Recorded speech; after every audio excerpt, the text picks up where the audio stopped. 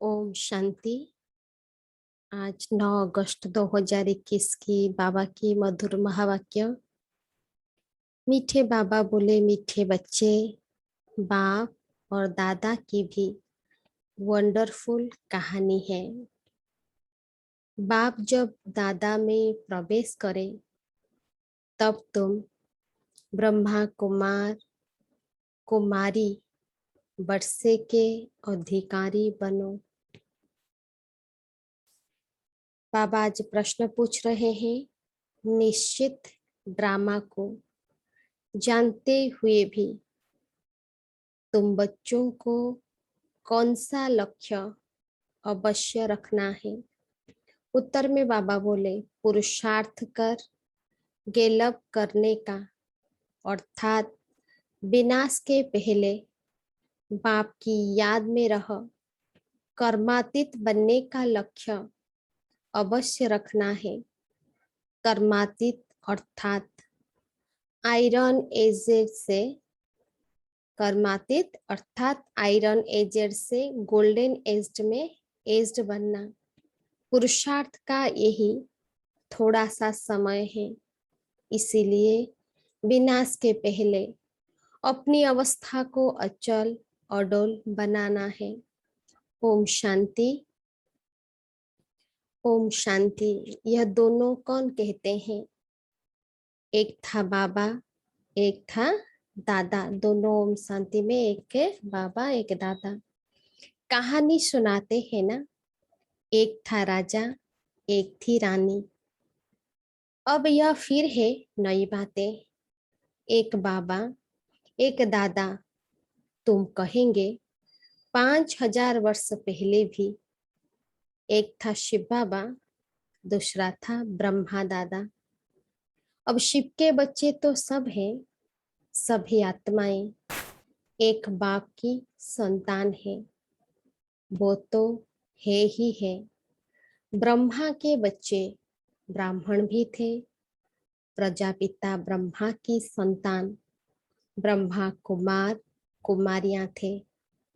उन्हों को कौन पढ़ाते थे? शिव बाबा। प्रजापिता ब्रह्मा के यह ब्रह्मा कुमारियां ढेर बच्चे हैं ना।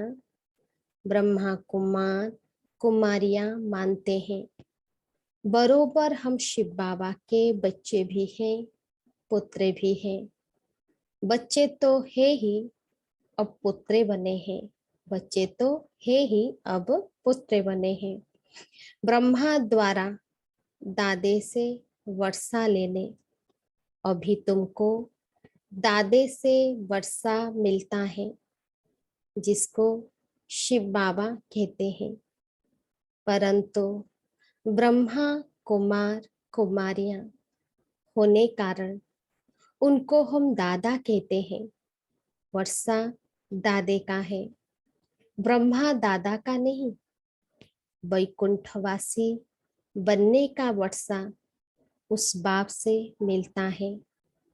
आधा कल्प वर्षा पाते हो, फिर तुमको श्राप मिलता है रावण से। नीचे उतरते आते हो, जैसे कि ग्रहचारी बैठती है नीचे उतरने की। अभी तुम बच्चे समझते हो हमारी ग्रहचारी राहु की दशा पूरी हुई। राहु की दशा है सबसे बुरी। ऊंचते ऊंच बृहस्पति की दशा, फिर राहु की दशा बैठी तो 5 विकारों के कारण हम काले हो गए। अब फिर बाबा कहते हैं, दे दान तो छूटे ग्रहण। तो तुम्हारी बात उन्होंने फिर सूर्य चंद्रमा का ग्रहण समझ लिया है। जब ग्रहण लगता है तो दान मांगते हैं। यहाँ बाप तुमको कहते हैं 5 विकारों का दान दो तो ग्रहचारी उतर जाएगी। इन विकारों से ही तुम पापात्मा बने हो। मुख्य है देह अभिमान। पहले ऐसे सतो प्रधान थे, फिर सत्तो रजो तमो बने हैं, 84 जन्म लिए हैं, यह तो पक्का निश्चय है। बरोबर देवताएं ही 84 जन्म लेते हैं। पहले उन्हों को ही मिलना चाहिए बाप से, पहले उन्हों को ही मिलना चाहिए वर्षा बाप से। गाया भी जाता है, आत्माएं परमात्मा अलग रहे बहुकाल। बाबा कहते हैं, पहले पहले तुमको सतयुग में भेजा था, फिर अभी तुम ही आकर मिले हो। आगे तो सिर्फ गाते थे, उनका यथार्थ अर्थ अभी बाप बेट समझाते हैं। सभी वेद शास्त्र जप तप स्लोगान आदि जो भी है, सबका सार बाप बेट समझाते हैं। चक्र तो बिल्कुल सहज है, अभी कलयुग और सतयुग का संगम है। लड़ाई भी सामने खड़ी है, यह भी तुमको निश्चय है। सतयुग की स्थापना होती है, कलयुग में जितने भी हैं उन सबके शरीर खलास हो जाएंगे, बाकी आत्माएं पवित्र बन हिसाब किताब चुकत कर जाएगी। यह सबके कयामत का समय है, आत्माएं शरीर छोड़ चली जाएगी। यह तुम्हारी बुद्धि में अभी है। जब तक हम कर्मातीत अवस्था को पाए तब तक संगम पर खड़े हैं। एक तरफ है करोड़ों मनुष्य, दूसरी तरफ हो सिर्फ तुम थोड़े से। तुम्हारे में भी कितने हैं जो निश्चय बुद्धि होते जाते हैं। निश्चय बुद्धि विजयंती, फिर जाकर विष्णु के गले की माला बनेंगे। एक है रुद्राक्ष की माला, दूसरी है रूंड माला। उस रूंड माला में छोटी छोटी शकल होती है, यह निशानी है। हम आत्माएं ही आकर फिर बाप के गले की माला के दाने बनेंगे। फिर यहाँ आएंगे नंबरवार। माला की भी है, सॉरी माला 8 की भी है, 108 की भी है और 16,108 की भी है। अब 16,000 है या 5-10 हजार है, उनका कोई हिसाब नहीं निकाला जाता। यह मालाएं गाई जाती है। बाबा कहते हैं, ये सब तुम क्यों विचार करते हो। जितने भी राजाएं कल्प पहले सतयुग त्रेता में बने थे उतने ही बनेंगे।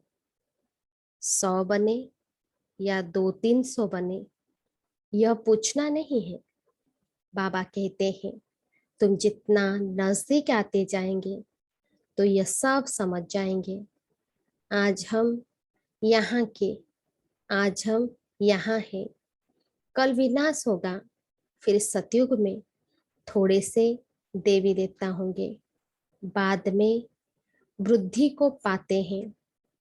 सतयुग के आसार भी दिखाई पड़ते हैं, बाकी लाखों जाकर रहेंगे, फिर लाख रहे, बार 9-10 लाख रहे, एक्यूरेट नहीं कह सकते।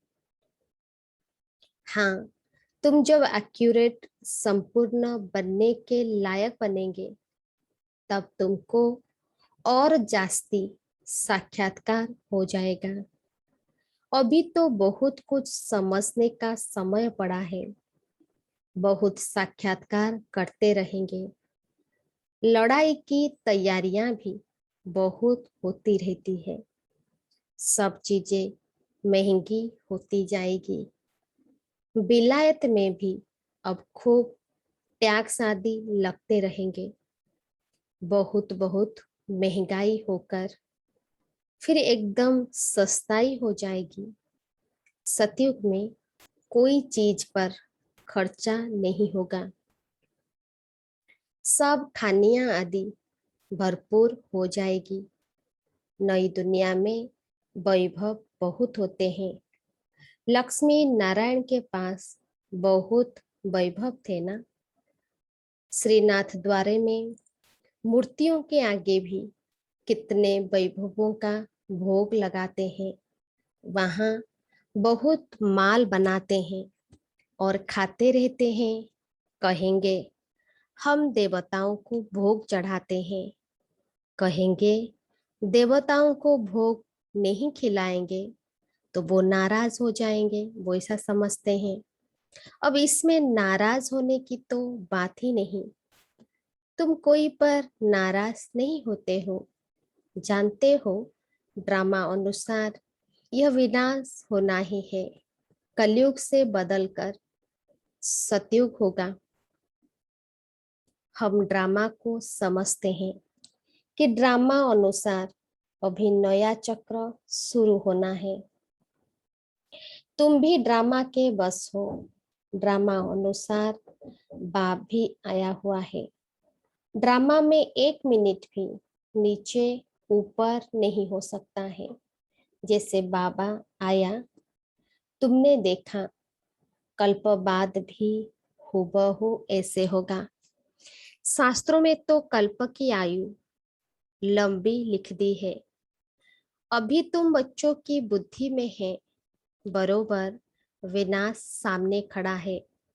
अभी तुम गेलव कर रहे हो, जानते हो बाप को याद कर हमको कर्मातीत अवस्था को जरूर पाना है, अर्थात आयरन एज से गोल्डन एज बनना है। अभी अगर पुरुषार्थ नहीं करेंगे तो पद भ्रष्ट हो जाएगा। हे आत्माएं, अभी तुम पतित बन गए हो, यह भी जानते हो बहुत किस्म के आएंगे जो और धर्म में बदली हो गए हैं। वो निकल कर आते रहेंगे, आकर अपना पुरुषार्थ करते रहेंगे, बाप से वर्षा पाने। ब्राह्मण धर्म में आकर फिर देवता धर्म में आएंगे। ब्राह्मण धर्म में नहीं आएंगे तो देवता धर्म में कैसे आएंगे? ब्राह्मण धर्म में नहीं आएंगे तो बाबा बोले देवता धर्म में कैसे आएंगे? ब्राह्मण दिन प्रतिदिन वृद्धि को पाते रहेंगे, देखेंगे विनाश सामने आ गया है, यह तो ठीक कहते हैं, फिर वृद्धि होती जाएगी। ब्राह्मणों का झाड़ वृद्धि को पाकर फूल हो जाएगा, फिर वापस जाएंगे। देवताओं का झाड़ बढ़ेगा। अभी तुम संगम पर राज योग सीख रहे हो। इस संगम को कल्याणकारी युग कहा जाता है। संगम का ही गायन है। गंगा सागर का मेला दिखाते हैं, वो सब है भक्ति मार्ग का। यह है ज्ञान सागर और ज्ञान सागर से निकली हुई ज्ञान गंगाएं। ज्ञान सागर से पतित पावन अक्षर लगता है। वो समझते हैं पतित पावनी गंगा है और फिर गंगा में स्नान करते ही आते हैं। यह नदियां तो सतयुग से लेकर चलती आती है। आजकल तो नदियां भी कहाँ कहाँ डुबो देती है। प्रकृति भी तमो प्रधान, सागर भी तमो प्रधान हो पड़ा है। सागर थोड़ी सी उछल खाएगा तो सब कुछ खलास कर देंगे। सतयुग में सिर्फ हम थोड़ी ही भारत में रह सतयुग में सिर्फ हम थोड़े ही भारत में रहते हैं। यमुना के कंठे पर दिल्ली परिस्तान थी, फिर बननी है। सतयुग में थोड़ी ही जीव आत्माएं रहती है, फिर धीरे धीरे आते जाते हैं। अभी है कलयुग का अंत। कितने ढेर मनुष्य हो गए हैं। बेहद का नाटक है जिसको अच्छी रीति समझना है। भल कोई अपने को एक्टर समझते भी है, परंतु कल्प 5000 वर्ष का है, यह किसको भी पता नहीं है। कहाँ 84 जन्म, कहाँ 84 लाख। अभी तुम रोशनी में हो, तुमको बाप से वर्षा मिलता है। बाबा कहते हैं मन मना भव। बाप को याद करना है। शिव भगवान उवाच, कृष्ण थोड़ी ज्ञान का सागर है। भगवान की महिमा में और देवताओं की महिमा में बहुत फर्क है। बाप जो नई रचना रचते हैं उनकी महिमा है सर्वगुण संपन्न। अभी तुम ऐसे बन रहे हो। बाप की महिमा और इनकी माना देवताओं की महिमा में रात दिन का फर्क है। यह राजयोग है ना, गाया भी जाता है। भगवान राज योग सिखलाते हैं। वो है निराकार, तो जरूर निराकार से साकार में आना पड़े। भगवान की इतनी महिमा है तो जरूर आना पड़े। उनका जन्म दिव्य अलौकिक है और किसका दिव्य जन्म नहीं गाया जाता। यह भी बच्चों को समझाया है। एक होता है लौकिक बाप, दूसरा है पारलौकिक बाप, जिसको ही भगवान कह याद करते हैं, और तीसरा है अलौकिक बाप। यह फिर वंडरफुल बाप है। जब पारलौकिक बाप बच्चों को अडॉप्ट करते हैं तो बीच में यह अलौकिक आ जाता है। प्रजापिता ब्रह्मा के कितने ढेर बच्चे हैं। शिव बाबा आकर ब्रह्मा द्वारा तुमको अपना बनाते हैं। कितने ब्रह्मा कुमार कुमारियां बनते हैं। लौकिक बाप को तो करके 8-10 बच्चे होंगे। लौकिक बाप को बाबा बोले मैक्सिमम 8-10 बच्चे होंगे। अच्छा, शिव बाबा भी है पारलौकिक बाप। शिव बाबा हमारा पारलौकिक बाप है। उनके तो अनेक बच्चे हैं। सभी आत्माएं कहती है हम सब ब्रदर्स हैं। अब इस संगम पर फिर अलौकिक बाप मिलता है। यह ज्ञान तुमको वहां नहीं रहेगा। प्रजापिता ब्रह्मा बाप मिलता ही तब है जबकि बाप आकर नई सृष्टि रचते हैं। तो यह अलौकिक जन्म हुआ ना, इनको कोई समझ नहीं सकते। वो लौकिक और वो पारलौकिक, और यह है संगम युग। अलौकिक बाप जिसने जन्म दिया लौकिक में शरीर को, वो है लौकिक बाप। परमात्मा निराकार शिव बाबा हम सबका पारलौकिक बाप। और संगम युग में जिसके आधार से जिस रथ के आधार से परमात्मा हम बच्चों को अडॉप्ट करते हैं, ब्रह्मा बाबा हमारा अलौकिक बाप है। लौकिक बाप तो सतयुग से लेकर होते आए हैं। पारलौकिक बाप को वहां माना सतयुग में कोई याद नहीं करते। वहां होता ही है एक बाप। सतयुग में होता है एक बाप। हे भगवान हे परमात्मा कहकर याद नहीं करते हैं। फिर द्वापर में जब भक्ति मार्ग शुरू होता है तो बाप 2 होते हैं। संगम पर है 3 बाप। प्रजापिता ब्रह्मा भी अभी मिलता है। अभी तुम उनके बने हो। जानते हो यह अलौकिक बाप है। ब्रह्मा बाबा हम सब ब्राह्मणों का अलौकिक बाप है। अभी तुम इन बातों को अच्छी रीति जानते हो और याद करते हो। अपने को आत्मा समझ बाप को याद करो। सतयुग में याद करने की दरकार नहीं। दुख में परलौकिक बाप का सब सिमरण करते हैं। यह तो बिल्कुल सहज बात है। सतयुग त्रेता में एक बाप होता है, द्वापर में 2 बाप होते हैं। इस समय तुम अलौकिक बाप के बच्चे बने हो, जिस द्वारा तुम वर्षा लेते हो। तुम बच्चे ही ब्राह्मण बनते हो, जो फिर देवता बनेंगे। विनाश भी तुम्हारे को ही देखना है, जो तुम इन आंखों से देखेंगे। बम छोड़ेंगे, मनुष्य तो मरेंगे ना। जापान में भी बम छोड़ा, देखा ना कैसे मनुष्य मरे। अब यहाँ लड़ाइयाँ लगती रहती है, खुद भी कहते हैं हम तंग होते जाते हैं। 10-10 वर्ष तक भी लड़ाई चलती रहती है। बम्स में तो चपटी में माना सेकेंड में सब खलास हो जाएगा। चिंगारी लगती है तो शहर नष्ट हो जाते हैं। यह तो बम्स है, आग भी लगनी है। तुम बच्चे जानते हो, बाप आए ही हैं स्थापना और विनाश कराने, तो जरूर यह सब होगा। पुरुषार्थ करने का अभी समय है। माया घड़ी घड़ी तुम्हारा बुद्धि योग तोड़ देती है। अर्जुन, तुम अडोल स्थिर कहाँ बने हो? कहते हैं बाबा, माया के तूफान बहुत आते हैं। कोई तो सारे दिन में घंटा आधा भी याद नहीं करते हैं। बाबा कहते हैं तुम कर्म योगी हो।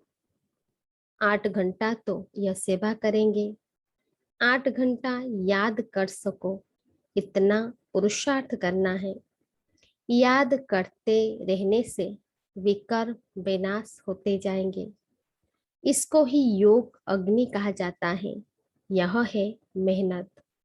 गृहस्थ व्यवहार में रहते हुए सिर्फ याद करना है। गृहस्थ व्यवहार में रहते सिर्फ याद करना है। यह भी बाबा बतलाते हैं कि जिन्होंने गृहस्थ छोड़ा है, बच्चे बने हैं, वो भी इतना याद नहीं करते हैं। घर में रहने वाले और ही जास्ती याद करते हैं। अर्जुन और भील का भी मिसाल देते हैं ना। मेहनत है बाप को याद करना और चक्र को समझना है। महाभारत लड़ाई भी जरूर लगेगी, सतयुग में थोड़ी लगेगी। तो तुम बच्चों को अंधों की लाठी भी बनना है। सबको रास्ता बताना है कि बाप को याद करो, चक्र को याद करो, स्वदर्शन चक्रधारी बनो। अच्छा, मीठे मीठे सिक्की लद्दे बच्चों प्रति माता पिता बाप दादा का याद प्यार और गुड मॉर्निंग। रूहानी बाप की रूहानी बच्चों को नमस्ते। हम सब रूहानी बच्चों की रूहानी बाप दादा को भी याद प्यार नमस्ते नमस्ते नमस्ते गुड मॉर्निंग। शुक्रिया बाबा, शुक्रिया। धारणा के लिए मुख्य सार। फास्ट पॉइंट, कम से कम 8 घंटा याद में रहने का पुरुषार्थ करना है। कम से कम 8 घंटा बाबा बोले याद में रहने का पुरुषार्थ करना है।